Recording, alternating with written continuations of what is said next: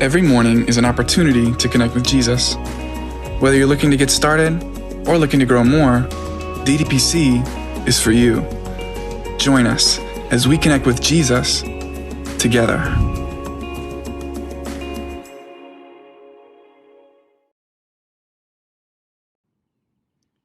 Hey, good morning, everybody. Welcome to Daily Devotions of Pastor Chris. And what a good and beautiful and bright sunny morning it is today. I'm here in my backyard, just enjoying the beauty of this day and just praying and seeking God as we get right into this stream today. So welcome to Monday. We are off to the races. It's a brand new week. I've mentioned before, Jeanette and I go through the Bible in a year through Daily Audio Bible, and Brian Harden, who hosts the stream, he says every week, he says, "Welcome to a brand new sparkly week," and so I guess it's a brand new sparkly week. But in any case, good morning. It's good to see you, Renee, Narda, Dawn D, Betty Diaz, Gene Hickman, Joe and Skippy, Joe and Skippy. Hey, Skippy. Joe and Chicky Scopoletti, Elizabeth Orlando, John Cookson, Dave and Laura Day Felice, Brent Bartlett, Dina DeLugo, Dobie Saley, it looks like, Ben Smith, Andrew Lavish, K Pick, Samantha Andres. God bless all of you. Thank you guys for being on with us today. Good to see you, Aunt Cindy. Nice to have you, Dawn.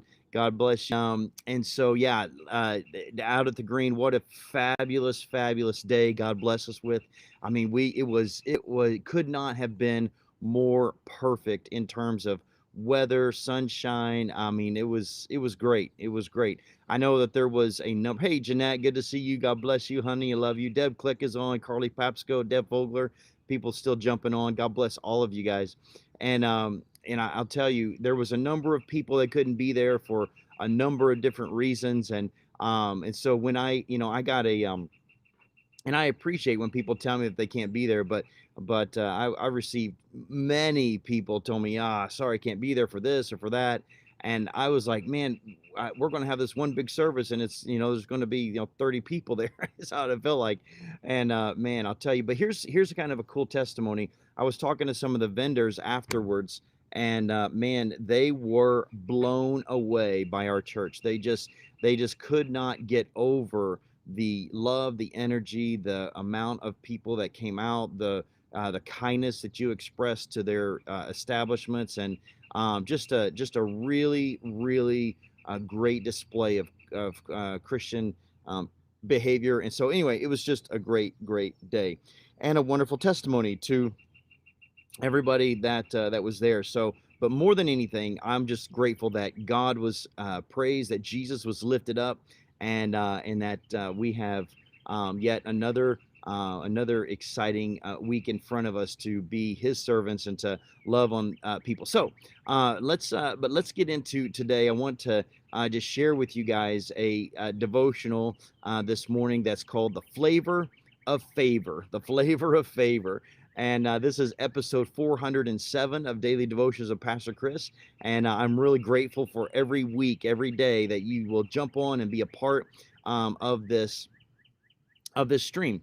And so, but I was the reason that I'm speaking on this particular subject is because yesterday or last night I began reading in the book of Daniel, and I'm considering doing a study on Daniel itself. Daniel's not a terribly long book, and I'm thinking we might be able just to go through that and kind of just continue to put some connective tissue with Daniel and Revelation. I'm not 100% sure what we're doing yet, and we're just kind of going through it day by day. But in any case, I started reading Daniel last night, and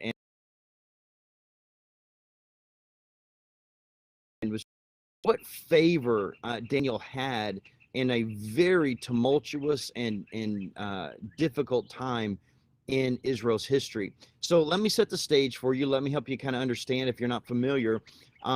Daniel lived in a time where King Nebuchadnezzar had come to power, and Babylon had overthrown Jerusalem in the year, it's the third year of the reign of Jehoiakim, the evil king of Judah.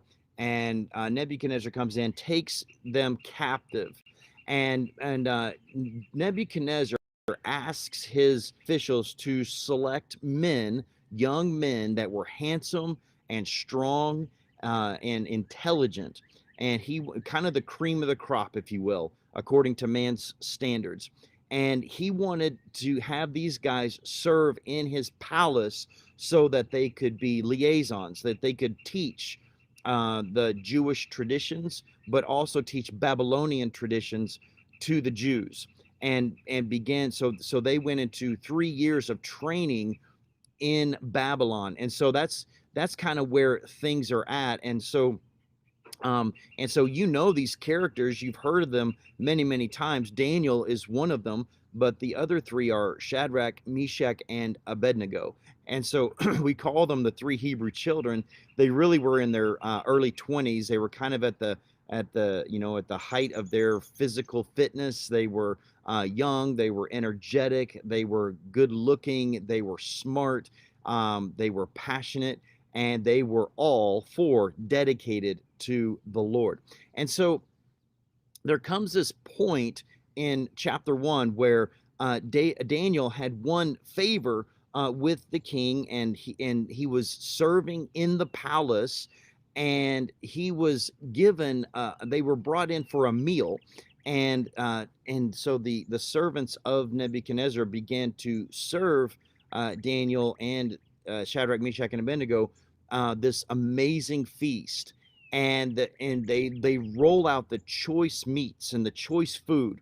Good morning, Dad. Good to see you. Good morning, Anne Marie. Nice to have you on. Good morning, Mike B. Good to see you yesterday, bud. And so they get this choice food and the choice wine, and they began, and that was for them to enjoy, for them to eat and drink. And so Daniel respectfully refuses to. Hey, what's up, Daniel Lozovikas? Nice, Nancy Desjardins. He respectfully declines this feast, and so he says, I can't partake of this. He tells the servant, he says, I can't receive this because it will defile me. It's against our Jewish tradition to eat such meats. And if you read the Old Testament, you'll read that there were certain things that they could, they couldn't eat of animals that had split hooves and chewed the cud. They could eat of animals that that had certain qualifications, and the meats that were being presented would have defiled the men. So they turn it down, and we see that in verse 8. So I want to kind of take two important things to task here in letting you understand, and then I want to read the passage to you so you kind of understand it in context. But there's two things that I learned from Daniel's response to the king's decree, that they are to eat certain foods and drink of this wine that we read about in verse 5. And so the first thing that I see is that Daniel chooses to remain faithful to God when it seemed like God was not faithful to Daniel. You got to understand, Daniel had a good life. He was living in Jerusalem. He loved God. He was faithful to God. He prayed regularly. He heard from the Lord. God communicated with him. I mean, he was close to God. And all of a sudden, tragedy strikes, and Babylon takes over, and now Daniel is taken into captivity. And it would be real easy for Daniel to shake his fist at God and say, how could you let this happen to me? I have done nothing but serve you. Look at all that I've done to be faithful to you, and this is how you repay me? And may I offer that there's a lot of people in our circles that do this exact thing. They get upset their way. But you need to understand that God is no respecter of persons, and God will not tolerate sin. And sin was running amok in Jerusalem, in Israel, and so they were being punished. And this was a fulfillment of prophecy that Daniel even knew about. And so Daniel chose not to get upset with God. He remained faithful to God. even though it seemed like God was not being faithful to him. So let me read to you the first 4 verses of Daniel chapter 1, and we'll just see where it goes from there. Daniel chapter 1, verse 1, it says this: In the 3rd year of the reign, Jehoiakim, king of Judah, Nebuchadnezzar, king of Babylon, came to Jerusalem and besieged it. And the Lord delivered Jehoiakim, king of Judah, into his hand, along with some of the articles from the temple of God.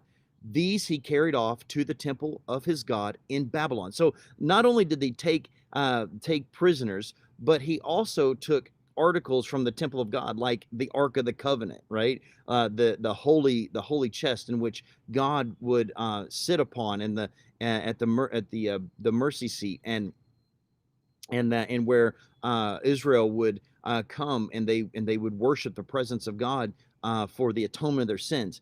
And he took that, and then he put it in the treasury and the treasure house of his gods, the false gods. So it was just like a trophy to him. It's a trophy of a conquered land.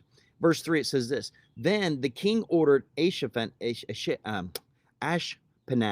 chief of his court officials, to bring into the king's service some of the Israelites from the royal family and the nobility, young men without any physical defect, handsome, showing aptitude for every kind of learning, well informed, quick to understand, and qualified to serve in the king's palace. Dad, if you were living in that day, you could have been taken into the king's family, because you fit that description. And it says this: it says he was to teach them the language and the literature of the Babylonians.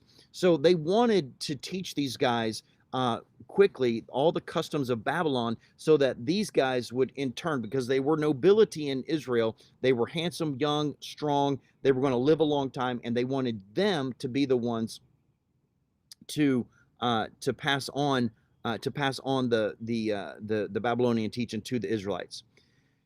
Now, to many of us, it seems like that God did not take care of Daniel or his fellow Israelites, Shadrach, Meshach, and Abednego, or others. But I want you to understand that just because unfavorable things happen in life, and we all have our stories. Hey, Katie, God bless you. This is the first time on the channel. I am glad you're on too. It's good to have you on. Katie Hendrickson, good to see you today. Kim Sokelski's now on with us. Susan Hotchkiss is still on. God bless you. Elizabeth, God bless you. Good to see all of you guys on. And so understand that just because unfavorable things happen in life, you don't have to receive that as rejection from God. Unfavorable things will happen. We know that. Jesus was not secretive about tests, trials, persecutions, problems that were going to happen in our life. In fact, he prophesied about them, told about them, and experienced them himself. So we know that trials are going to happen. But Daniel, in the midst of this trial, actually finds favor. And I want to offer to you, like, sometimes favor comes in different flavors. We have our idea of favor. We think favor means that we're going to be healthy, wealthy, and wise, right? That we're going to have open doors, that we're going to have great opportunities. And sometimes that's the case. But sometimes favor is just, hey, we've been taken captive, and we weren't made slaves, and we weren't, or even worse, we weren't killed, but I've been chosen to serve in the palace of the king. And you know what? That is God's favor in a very difficult situation. I surmise that Daniel and Shadrach, Meshach, and Abednego received these positions of honor and to serve in the palace of the king because they were faithful to God, and that God preserved them throughout that season. So even though it appears that that God had, thanks, honey, my wife just brought me a beautiful and hot cup of coffee. There she is, waving away, and here comes those. And so even God may have left them, abandoned them, at least from a human perspective, Daniel stayed faithful to God and his commandments in every area of his life, even when it came to food. Now listen, here's where it gets hairy.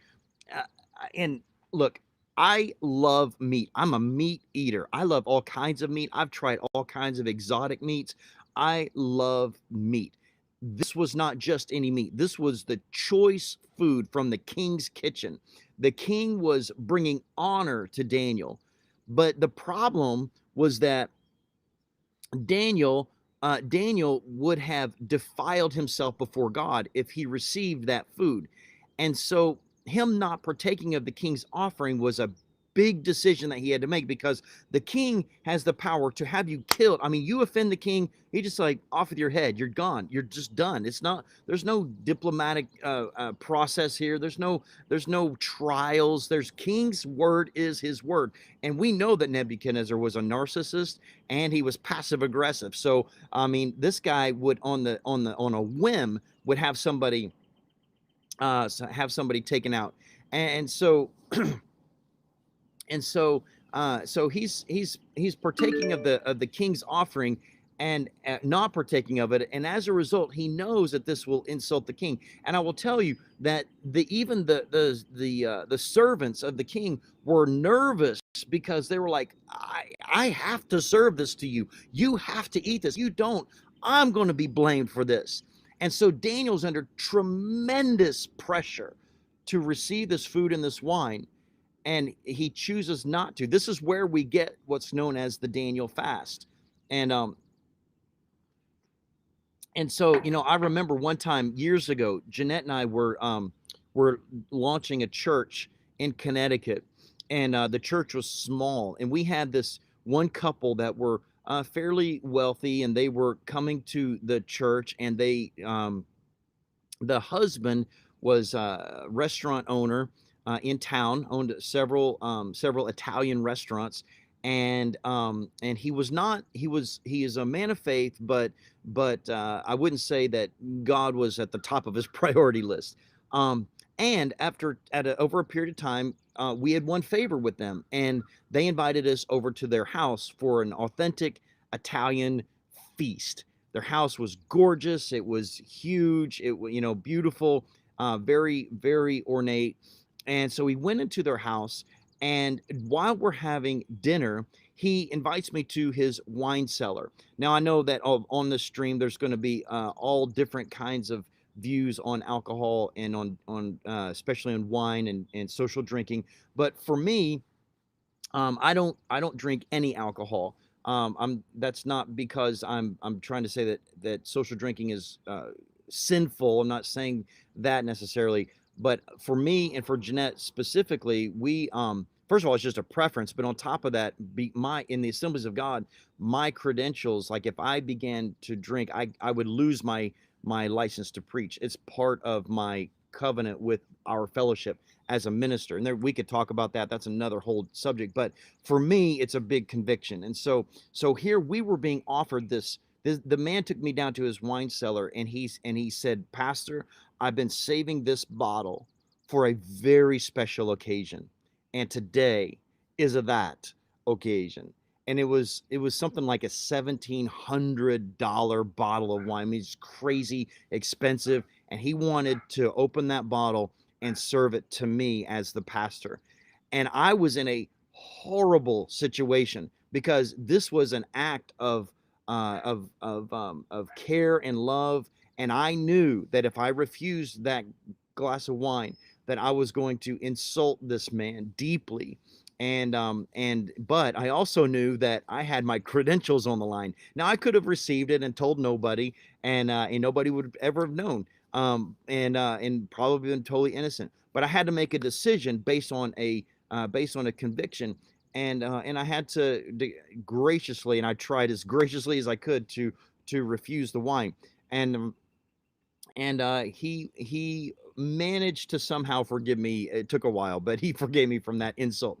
And so anyway, here's my point: is that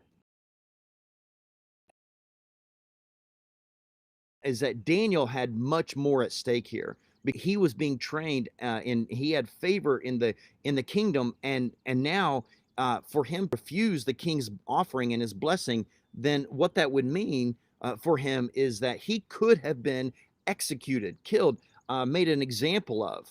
So we see here that Daniel chose to be faithful to God, even when it seemed like God wasn't being faithful to him. The second thing that I find in these few verses is this, is that David, I'm sorry, that I keep saying David, Daniel, we learn that Daniel looked for God's favor above man's favor.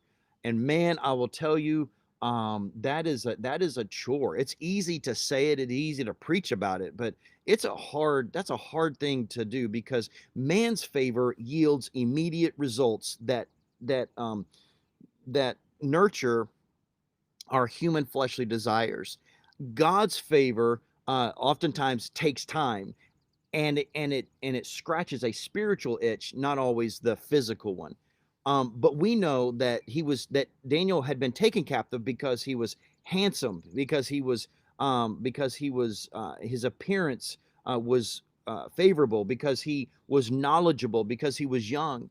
He had a lot going for him, and he possessed what was required to be succeeded in the Babylonian king's court. But instead of working his way through the ranks, all the other young men, undoubtedly, that they were all trying to do, he chose to find favor with God by obeying God's commands instead of man's commands.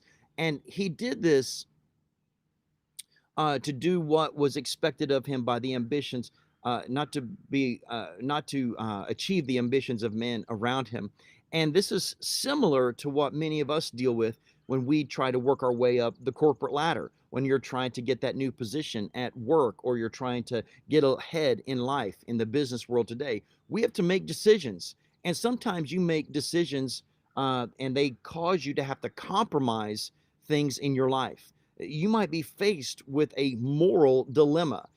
You might be faced with a choice on ethic or character, and you're going to be tempted to go against what God wants in order to get you where you want to go. And Daniel could have said, "Yes, I will eat this. I will receive it, and I will be advanced quickly in the king's court. And boy, how God can use me then." But see, Daniel wasn't concerned with getting man's favor. He wanted God's favor.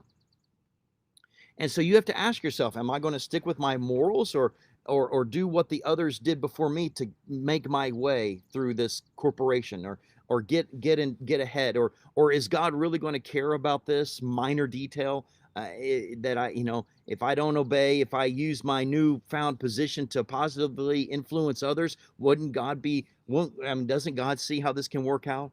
And the result, and so, like Daniel, I want to encourage you, seek first God's favor before man's favor. That isn't that what God says? Seek first the kingdom of heaven and his righteousness. Love God above all else. Love him with all of your heart, all of your soul, all your mind, and all your strength. Seek position in his presence instead of position in a corporation. And so here's the question I want to ask you. Do you seek God's favor even when it appears as though he's placed you in an adverse situation? Do you seek God's favor when the flavor isn't the flavor that you particularly like? Can I offer you today that God wants to launch you, and the more obedient we are to God, the more that we're going to see his power and his supernatural involvement in and through our lives.